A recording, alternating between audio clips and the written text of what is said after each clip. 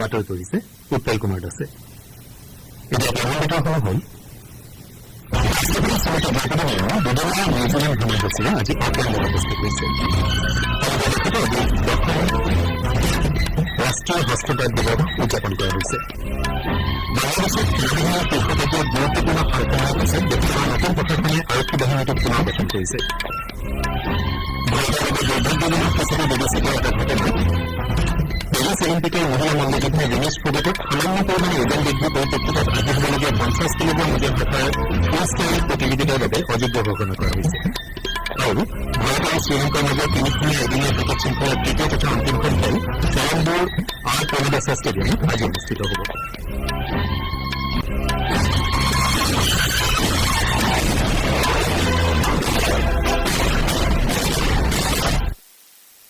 এতিয়া শুনক বিতং বাতৰি। ৰাষ্ট্ৰপতি শ্ৰীমতী দ্ৰৌপদী মুৰ্মু দুদিনীয়া নিউজিলেণ্ড ভ্ৰমণসূচীৰে আজি অকলেণ্ডত উপস্থিত হৈছে। নিউজিলেণ্ডৰ গৱৰ্ণৰ জেনেৰেল ডেন চিণ্ডি কিৰোৰ আমন্ত্ৰণক্ৰমে তেওঁ দেশখন ভ্ৰমণ কৰিবলৈ লৈছে।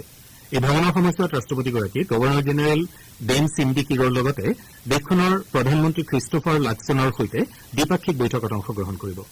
তদুপৰি তেওঁ এখন শৈক্ষিক সন্মিলনত ভাষণ দিয়াৰ লগতে ভাৰতীয় সম্প্ৰদায় আৰু ভাৰতৰ মিত্ৰপক্ষৰ সৈতে মত বিনিময় কৰিব। ৰাষ্ট্ৰপতি মুৰ্মুৰ এই ভ্ৰমণে ভাৰত আৰু নিউজিলেণ্ডৰ মাজৰ দ্বিপাক্ষিক সম্পৰ্কক অধিক সুদৃঢ় কৰিব বুলি আশা কৰা হৈছে। চৰকাৰী কাৰ্যসূচীৰে দুদিনীয়া ফিজি ভ্ৰমণ সামৰি আজি তেওঁ নিউজিলেণ্ডত উপস্থিত হৈছে। প্ৰশান্ত মহাসাগৰীয় দ্বীপৰাষ্ট্ৰখন ভ্ৰমণলৈ যোৱা প্ৰথমগৰাকী ভাৰতীয় ৰাষ্ট্ৰপতি শ্ৰীমতী মুৰ্মুৱে এই ভ্ৰমণৰ সময়ছোৱাত ফিজিৰ নেতৃবৰ্গৰ সৈতে দ্বিপাক্ষিক আলোচনাত অংশগ্ৰহণ কৰে। তদুপৰি তেওঁ ভাৰতীয় সম্প্ৰদায়ৰ সৈতে মত বিনিময় কৰাৰ লগতে নাদিত অৱস্থিত শ্ৰী শিৱ সুব্ৰমণ্য মন্দিৰো দৰ্শন কৰে। সমগ্ৰ দেশতে আজি 10ম ৰাষ্ট্ৰীয় হস্ততাঁত দিৱস উদযাপন কৰা হৈছে। এই দিৱসৰ সৈতে সংগতি ৰাখি নতুন দিল্লীৰ বিজ্ঞান ভৱনত আজি আয়োজিত এটা অনুষ্ঠানত উপ ৰাষ্ট্ৰপতি জগদীপ ধনখৰে অংশগ্ৰহণ কৰিছে। আনহাতে 10ম ৰাষ্ট্ৰীয় হস্ততাঁত দিৱস উপলক্ষে প্ৰধানমন্ত্ৰী নৰেন্দ্ৰ মোদীয়ে দেশবাসীলৈ শুভেচ্ছা জ্ঞাপন কৰিছে। সামাজিক মাধ্যমযোগে দিয়া এটা বাৰ্তাত প্ৰধানমন্ত্ৰীয়ে কয় যে সমগ্ৰ দেশৰ হস্তশিল্পৰ সমৃদ্ধিশালী ঐতিহ্য আৰু পৰম্পৰাক লৈ তেওঁ গৰ্ব অনুভৱ কৰে। ভোকেল ফৰ লোকেল ভাৱধাৰাৰ প্ৰতি দায়বদ্ধতাক দোহাৰি দেশবাসীয়ে দেশৰ হস্তশিল্পীসকলক কাৰ্যকুশলতাৰ শলাগ লৈ আহিছে বুলিও শ্ৰীমতীয়ে মত প্ৰকাশ কৰে। অসমতো হস্ততাঁত বস্ত্ৰশিল্প আৰু ৰেচম সঞ্চালকালয়ৰ উদ্যোগত আজি 10ম ৰাষ্ট্ৰীয় হস্ততাঁত দিৱস উদযাপন কৰিবলৈ লোৱা হৈছে। খানাপাৰাৰ অসম প্ৰশাসনীয় পদাধিকাৰী মহাবিদ্যালয়ত আয়োজিত এই দিৱসত ৰাজ্য চৰকাৰৰ মন্ত্ৰী উৰ্ষা গৌৰা ব্ৰহ্ম আৰু জয়ন্ত মল্ল বৰুৱাৰ লগতে পদ্মশ্ৰী তথা অসম গৌৰৱ বঁটা প্ৰাপক বয়ন শিল্পী হেমপ্ৰভা চুতীয়াকে ধৰি বহুকেইগৰাকী বিশিষ্ট ব্যক্তিয়ে অংশগ্ৰহণ কৰিব। ৰাজ্যৰ আন বিভিন্ন স্থানতো এই দিৱস উদযাপন কৰা হৈছে।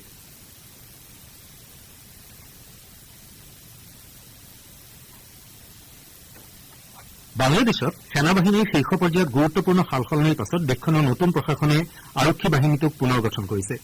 নতুনকৈ দায়িত্ব লোৱা প্ৰশাসনে অতিৰিক্ত আৰক্ষী মহাপৰিদৰ্শক মহম্মদ হাৰুন আৰ ৰছিদৰ ঠাইত AK-M ছাহিদুৰ ৰহমানক নিযুক্তি দিছে।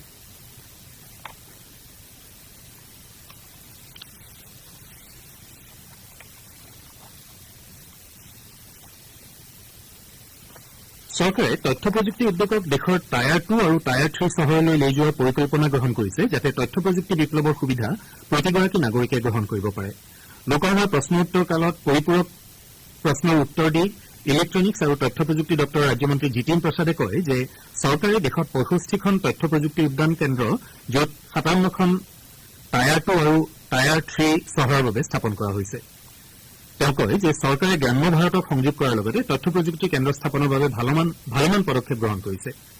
মন্ত্ৰী প্ৰসাদে কয় যে তথ্য প্ৰযুক্তি ক্ষেত্ৰখনত 54 লাখ নিয়োগৰ সুবিধাৰ সৃষ্টি হৈছে আৰু ইয়াৰে 37% মহিলা কৰ্মচাৰী।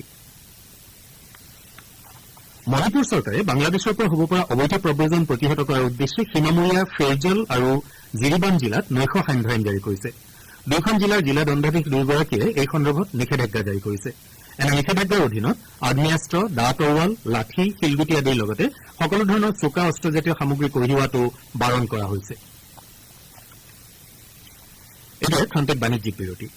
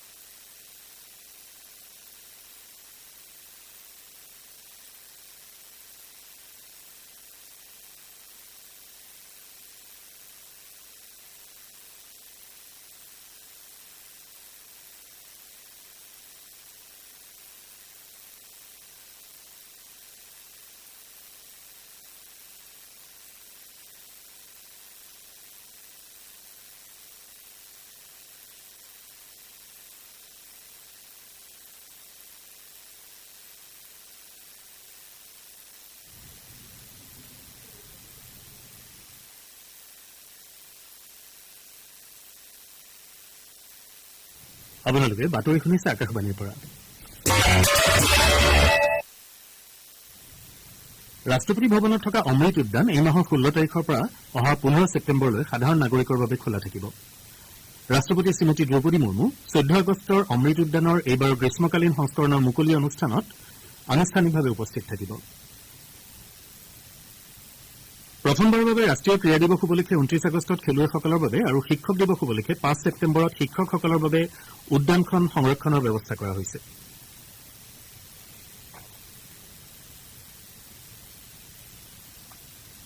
ভাৰতীয় বতৰ বিজ্ঞান বিভাগে অনাগত 4 দিনলৈ হিমাচল প্ৰদেশ আৰু উত্তৰাখণ্ডত মুষলধাৰ বৰষুণ হোৱাৰ আগলি বতৰ প্ৰকাশ কৰিছে। বিভাগটোৱে কয় যে হিমাচল প্ৰদেশ, উত্তৰ প্ৰদেশ, মধ্যপ্ৰদেশৰ পূব অংশ আৰু উত্তৰাখণ্ডত আজি প্ৰবল বৰষুণ হোৱাৰ সম্ভাৱনা আছে।